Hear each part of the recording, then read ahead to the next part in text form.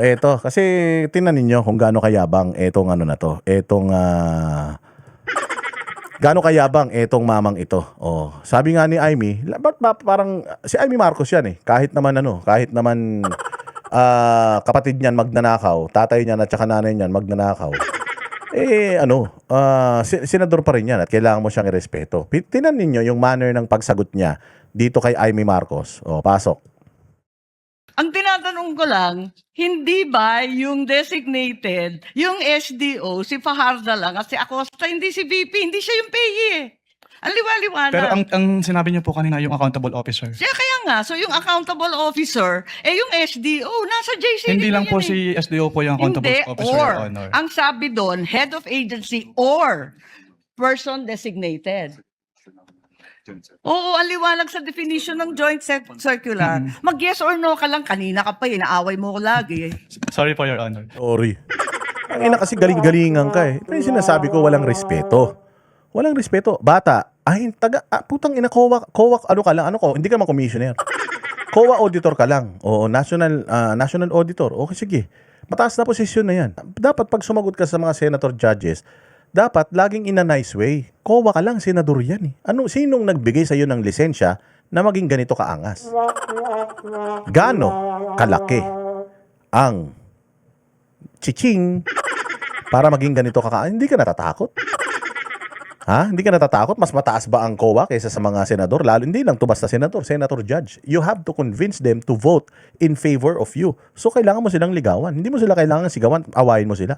Mantakin mo, ang yabang-yabang mo, palamong ka lang ng taong bayan. Pasweldo ka ng taong bayan. Lahat ng sweldo mo, lahat yung mga suot mo na yan, galing yan sa mga mamamayang Pilipino. Ay, huwag ka magyabang. Nakala mo, hari ka. Diyan sa COA. Hindi ka nga boss sa COA eh. Makapagyabang ka, senador yan eh. Hindi mo ginagalang eh. Interpretation na ninyo yun, hindi pinapalawak po. ninyo andun eh. Head of office, Hindi head po of agency, or designated. Hindi po, Your Honor.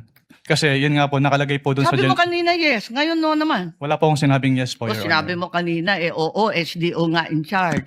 Sinabi ko lang po kung ano yung... Kinonfirm ko lang po kung ano yung SDO po, Your Honor. Attorney Wamel, kindly avoid arguing with Kindly avoid arguing with the senator judges. Pucha, that is not your job.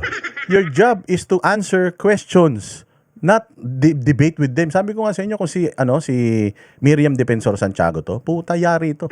Ang yabang-yabang, di ba? Akala mo alam niya lahat? Ang yabang, mamaya. Makikita nyo, putang inan to, wala palang alam to. Puro angas lang palang meron tong kupal na ito. I apologize po, Your Honor. Itutuloy ko lang yung tinatanong ko kanina dahil may nabanggit kayo ng presumption of misappropriation. Tama ba? For personal use. Based on the joint circular po, meron po. Oo, tama. Presumption of misappropriation. Presumption pa lang. Presumption pa lang. Ibig sabihin, hindi pa yun final, hindi pa ibig sabihin nun nagnakaw. Meron pa lang kayong presumption or assumption na nagamit personal yung pera na ito. So, utsang ina, bakit ini-impeach natin si Inday Sara?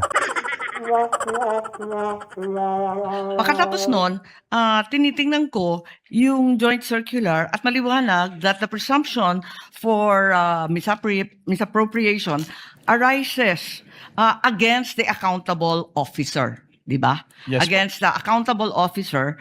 Sino ang accountable officer? Maliwanag naman yung joint circular. Sa 3.1, sabi, yung officer who's Mabait kasi si Imee Marcos eh. Kahit na ganun sumagot, hindi niya sinisita eh. May first round na kasi, tapos yung second round, puta, kupal pa rin. Kinukupal na siya nung first round. Nung second round, kinukupal pa rin siya. Pero pag si Risa ang kausap, ang bait. Pag si Bam Aquino ang kausap, ang bait. Pero pag si Imee, putya, mayabang. duties permit or require possession of government funds, hindi ba? Based on the joint circular po, may ganyang provision. Oo. So yung SDO talaga, yung Special Disbursing Officer has the possession, the custody. Tama yun, di ba? Yes po. O kung ganon, if the presumption na personal use, ayon sa 8.3 ng Joint Circular, failure Ito maganda to. Maganda tong topic na ito. Kasi ang pinag-uusapan dito, sino yung Senior Disbursing Officer? Sino yon?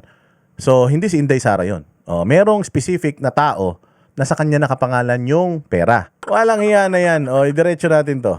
of the accountable officer Yun, sinasabi ko pala kanina. Yun, balikan natin yung sinasabi ko kanina. Maganda to. Senior Disbursing Officer, sa kanya nakapangalan yung cheque. Siya nag-withdraw ng pera sa bangko. Senior Disbursing Officer. To liquidate any public funds is tantamount na nga to that presumption. Hindi Yes, po ma'am. ba? Yes, So, ang tanong dito, sino ang accountable officer dito sa sitwasyon na to? Kasi ang liwaliwanag na hindi naman si Vice President ang payee. Hindi naman sinasabi na nasa kanya yung pera.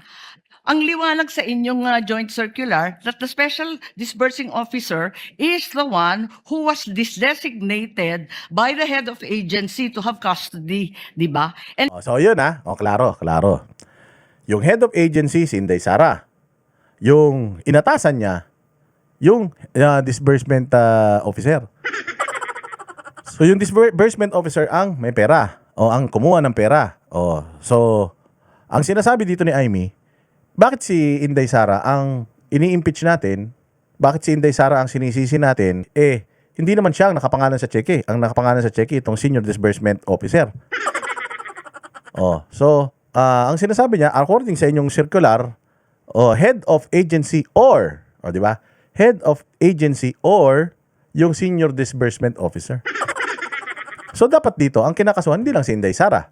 Dapat ang kinakasuhan at least yung Senior Disbursement Officer. May kaso na ba yung Senior Disbursement Officer? O at least man lang meron ng recommendation para yung Senior Disbursement Officer ay kasuhan na sa ombudsman? Wala. So yun yung pinapaliwanag dito ni Amy. Hindi ko sinasabing tama si Amy. Pero sinasabi ko may punto si Amy. Pero maididikit natin ito sa current na nangyayari sa bayan natin. Which is, eto nga mga boss. Yung katulad kay Bongbong Marcos, DPWH. 'Di ba? Zaldico at saka si Martin Romualdez. May didikit natin dito. Kasi para sa kanila dahil ikaw ang head of the agency which is OVP and Department of Education, because you are the department head, ibig sabihin ikaw ang may kasalanan. Sige, sa OVP, naintindihan natin, ang department head is si Inday Sara. Pero sa Department of Education, sino ang department head? Yung department of yung department secretary, di ba? Pero may mas mataas pa ba dun sa secretary? May mas mataas pa sa secretary. Sino yon? Yung presidente. Sa vice president naman, dahil yung pera galing sa pondo ni Bongbong ibinigay kay Inday. So sino ang mastermind? Sino ang boss ni Inday? Ang boss ni Inday si Bongbong. So kung yung head ang pinag-uusapan natin yung ulo, si Bongbong ang ulo. Hindi si Inday. But dito sa OVP, dahil lang nirereklamo itong agency, si Inday Sara. Yung sinasabi nila na head, kahit na yung Senior Disbursement or Disbursing Officer niya ang nakapangalan doon sa mga cheque. So bakit kay Inday Sara nag-a-apply yun? Bakit kay Bongbong sa DPWH, kay Zaldico, kay Martin Romualdez hindi nag-a-apply yun? Di ba nung sinabi ni Zaldico na yung pagnanakaw na yan, hindi ko yan kayang gawin mag-isa? At sinabi din ni Martin Romualdez yun, hindi yan trabaho ng Kongreso at ng Senado alone. Trabaho yan ng executive because yung executive ang pumipirma. Pag pinirmahan ng executive, nagiging batas yun at ang naglalabas ng pera, Department of Budget and Management na headed by the President of the Philippines. So papaanong ninakaw yung pera na nirelease ng DBM sa DPWH tapos sasabihin mo si Bongbong walang kasalanan? Tapos yung DPWH may kasalanan, si Jinggoy may kasalanan, tapos si Bongbong wala. Tapos si Martin Romualdez walang kasalanan, tapos si ganito meron. Dun yun. Maya maganda tong tanong na ito ni Amy Marcos Kasi kung ganito ang mindset ninyo na si Inday Sara ang head, kahit hindi siya ang kurakot, itong kurakot, pero dahil siya ang head, siya yung ini-impeach natin.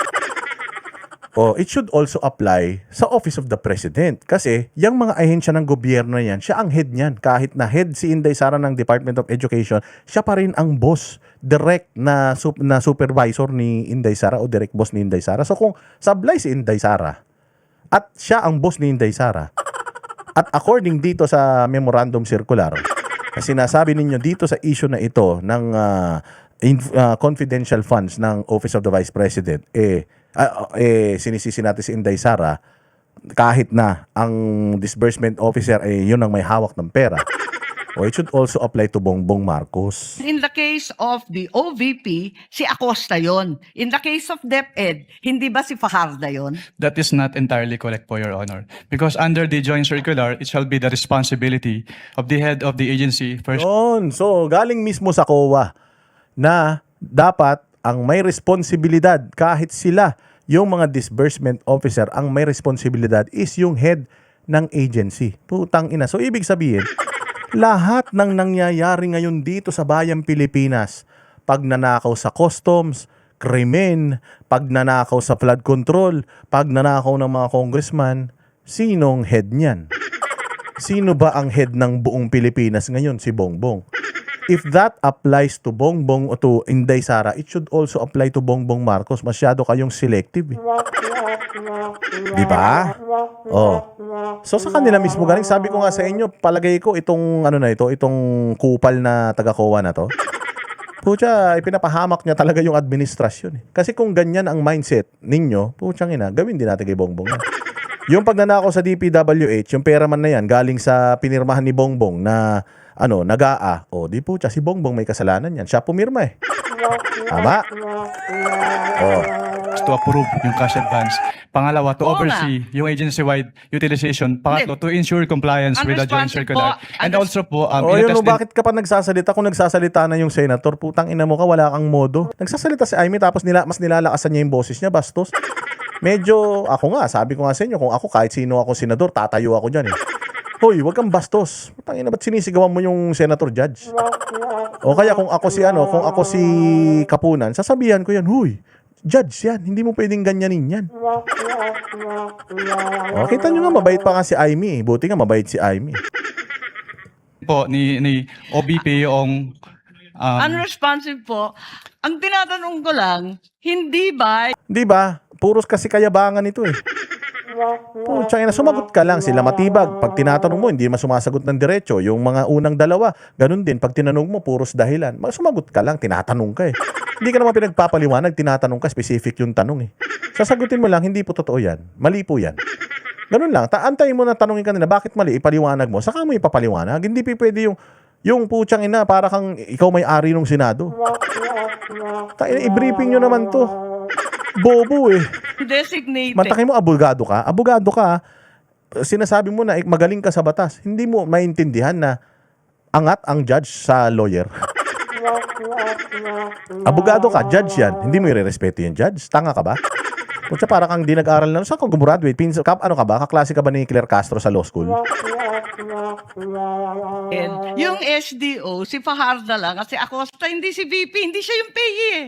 Ang liwa-liwanag. pero ang sinabi niyo po kanina yung accountable officer. Kaya nga, so yung accountable officer, yung SDO, nasa JCD Hindi lang yan po eh. si SDO po yung accountable Hindi, officer, or, Your Honor. ang sabi doon, head of agency or person designated. Oo, ang liwanag sa definition ng joint Diba? Or, ibig sabihin, either dun sa dalawa na yun, bakit si Inday lang, kay Inday Sara lang kayo nakatutok?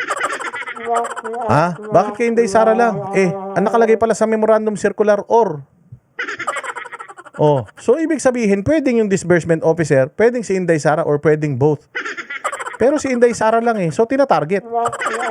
Di tsaka maganda yung sinabi ni POA talaga eh. Yung sinabi ni POA na ipinasa namin yung liquidation ng January. Putsang inang yan, September. September na sila sumagot ng AOM. Putsa yan, pagkatapos ng hearing ng budget nila sa Kongreso. So alam mo talaga na tinrabaho lang si Inday Sara para magkaroon sila ng mga ganitong palalabasin sa media, tapos eventually, grounds for impeachment na. Accessory itong hayop na ito dyan. O, accessory yan siya. Mantakin mo January, na September, ilang buwan? 8 buwan? Bago kayo naglabas ng findings ninyo. Tapos gusto ninyo final and executory kagad. Kayo nga, ang tagal nyo magtrabaho, January binigay sa inyo, na-actionan nyo after 8 months. Walang iya. circular. Mag-yes or no ka lang, kanina ka pa, inaaway mo ko lagi eh. Sorry po, Your Honor. But hindi po ako pwedeng mag-answer categorically since yun nga po yung provision. Hindi sabihin mo, I cannot answer that categorically, Your Honor. Hindi yun nagdadahilan ka. Hindi ba? I cannot answer that because that's beyond or above my pay grade. O I cannot answer that because I'm not competent to answer that question, Your Honor. I'm sorry. Pwede naman ganun eh. Pero yung magdadahilan ka, nakalagay sa memorandum circular, head of the agency or.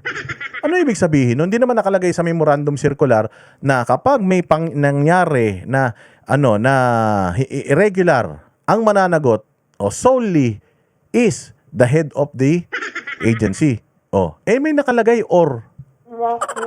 So ibig sabihin, hindi lang basta diretso na kay Inday Sara. Dapat dito muna sa disbursing officer. Nandoon muna sana yung investigasyon. Tapos, kapag nakita ninyo na yung disbursing officer, inutusan lang. Inutusan lang nitong head of office na nagnakaw. Halimbawa, ito si Bunuan. Nagnakaw yung kanyang mga tao. Si Alcantara, si Bernardo, nagnakaw sila. Pero hindi alam ni Bunuan. Automatic ba si Bunuan kagad yung ino-audit, yung dinidemanda sa ombudsman? Di ba? Yung dalawang magnanakaw, sila yung unang kinakasuhan.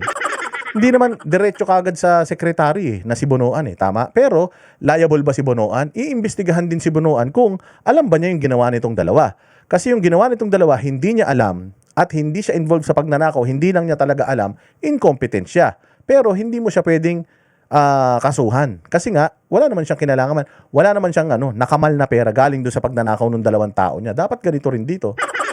Kasi nakakulong na yung Alcantara, nakakulong na yung Bernardo, 'di ba? Supposedly, ikukulong na sila, naging state witness lang. 'Di ba yung Bryce Hernandez nakakulong na ngayon? Bakit? Kasi nga umamin siya na nagnakaw siya.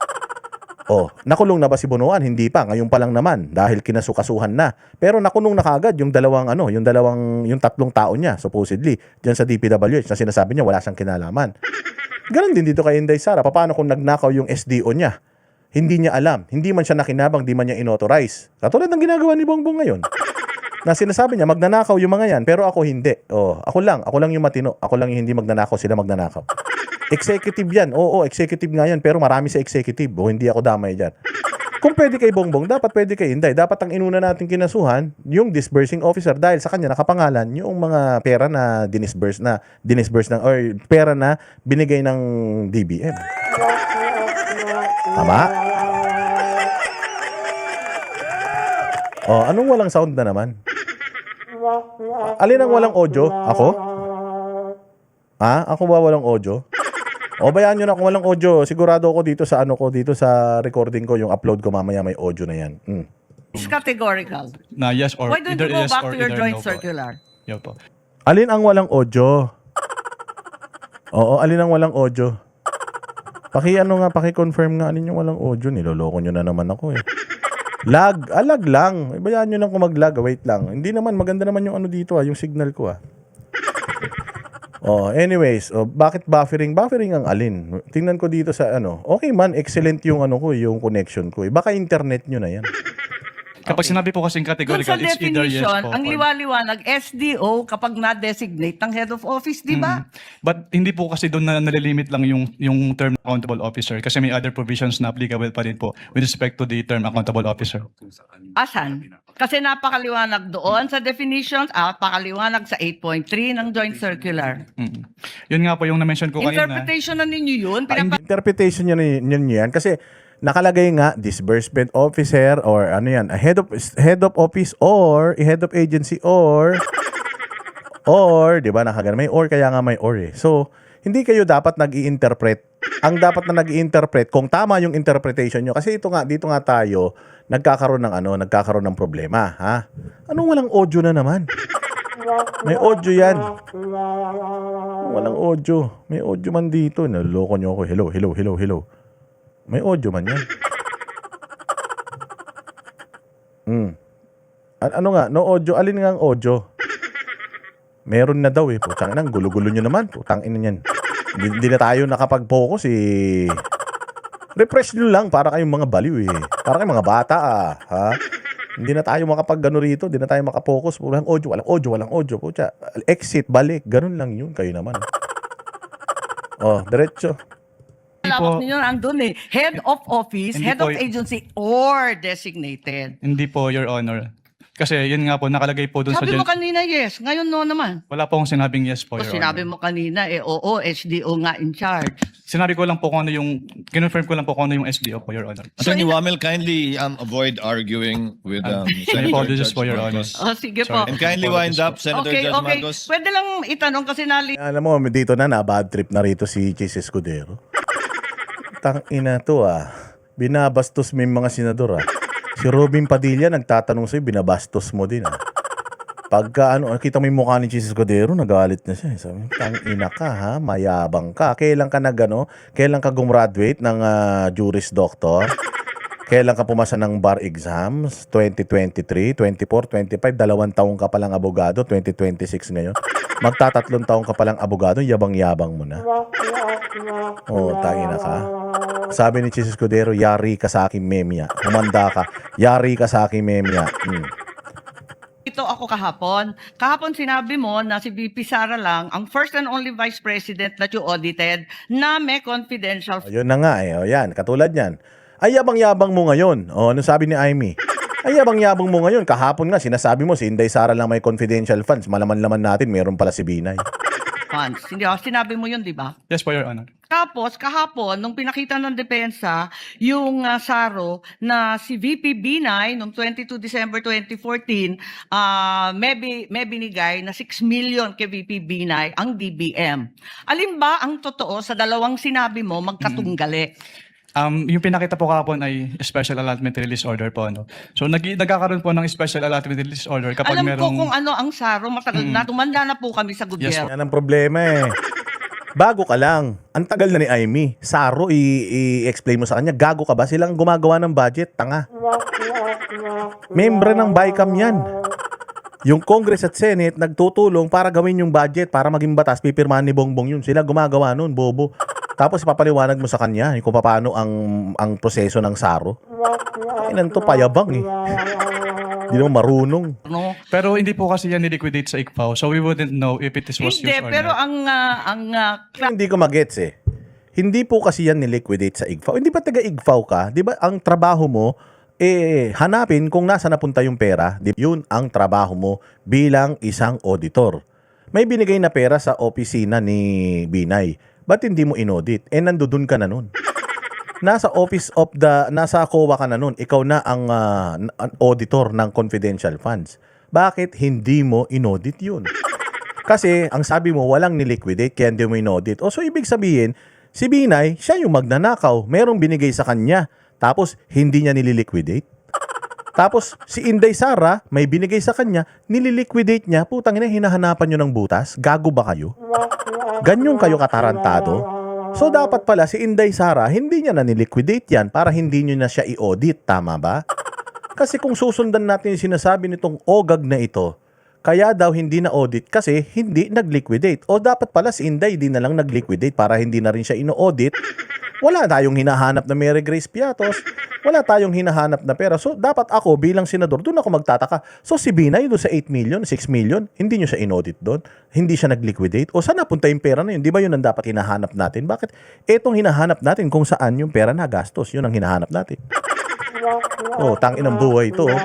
Ang gulo-gulo nyo talaga. Saro, may katibayan na hindi ka isa-isang VP, si VP Sara. Your Honor, since hindi po nagsabit ng liquidation, Teka. hindi rin po... Teka, nandun ka na sa ICBAO noong 2014, sabi mo, di ba? Yes po. O kaya nga, Opo. o di kahit si VP Binay may confidential funds, the only VP audited was VP Sara. If Ganun ba I- yun? Since si VP Sara lang po yung nagsubmit ng liquidation. Pero if So since si BP Sara na so ibig sabihin si Binay hindi nagsabit ng liquidation, ninakaw yung pera na yun. Yun ang nakaw. Tama? May binigay na pera kay Binay, hindi niya niliquidate, hindi niyo hinanap. Si Inday may binigay sa kanya, niliquidate niya, hinahanap niyo, nililiquidate ka niya, ibig sabihin hindi niya ninakaw. Si Binay, ilang milyon, hindi niya niliquidate, nakaw yun. Tangin ng buhay to Klaseng reasoning yan. Hindi mo alam. if I may clarify po. Ba't hindi Wind mo up. alam? Nandun ka na noong 2014. Dapat Opo. alam mo yun eh. If I may clarify po, Your Honor. Since wala pong budget dun sa GAA as to confidential fund at hindi naman po nag-liquidate si BPB9 nung kanilang confidential fund. So hindi pa namin alam kung ginamit at hindi na po nakarating sa Hindi, COA ang yung tanong- SARO. Mali. Kung ako talaga yan si IME. So, ibig sabihin, mayroong confidential fund si Binay, hindi ni-liquidate, hindi nyo hinanap. Si Inday Sara, hinahanapan nyo. O di, tinatarget nyo lang talaga si Inday Sara. So kasi si Inday Sara, nag-liquidate man siya. In good faith, niliquidate niya yung pera, kinuha niya yung pera. Ayan po, ito yung mga resibo ko, i-clear nyo na po ako. Si Binay, walang binigay kahit isang resibo. Hindi nyo hinahanap? Taragis yan. Anong klase yan? Anong klaseng trabaho yan, boss? So, ang mga hinahanapan nyo lang, yung mga nagli-liquidate sa inyo, yung mga hindi nagli-liquidate, thank you, ganon? Galing mismo sa kanya yun eh. Galing sa bibig niya mismo. Hindi naman po kasi sila nag-liquidate ng wala po kasi sagaa yun. Hindi po sila nag-liquidate. Kaya hindi na namin imbestigahan, hindi na namin hinanap. Utang ina yan. Pera pa rin yan eh. Hayop naman yan. Nabigyan ng confidential funds, humingi at nabigyan. May SARO eh. We wouldn't know Yun if lang it is naman ang used. tanong eh. Of course, you know, may SARO. Sabi niya, you wouldn't know if they used it. Paano mo nga malalaman kung ginamit ni Binay yun? Hindi nyo nga inimbestigahan. Hindi mo inimbestigahan, boss. Kung inimbestigahan mo sana, hinanap mo kay Binay, nasa na yung liquidation nito, dahil binigyan ka, di sana alam mo. So ngayon, dahil hindi nag-liquidate, hindi mo alam kung ginamit ba yung pera. O di dapat, iniimbestigahan din yun. Bakit si Inday Sara lang? Ayan tayo eh. Sabi mo nga, totoo yung sarong yun. Anyway, alin ang totoo? Si VP Binay o si VP Sara? Talaga bang totoo yung dalawa o iisa lang? We don't know. Ang based on our records po, si VP Sara lang po yung may liquidation. So maraming we don't know ang COA? Ganun ba yun? Ang based on our records po, si VP Sara lang po yung nag-liquidate nung confidential fund. Eh may record nga ng SARO. Maraming salamat. Kindly wind up. Presiding Judge. Thank you. Galing. Huli. Sapul. Sa liig ang tama.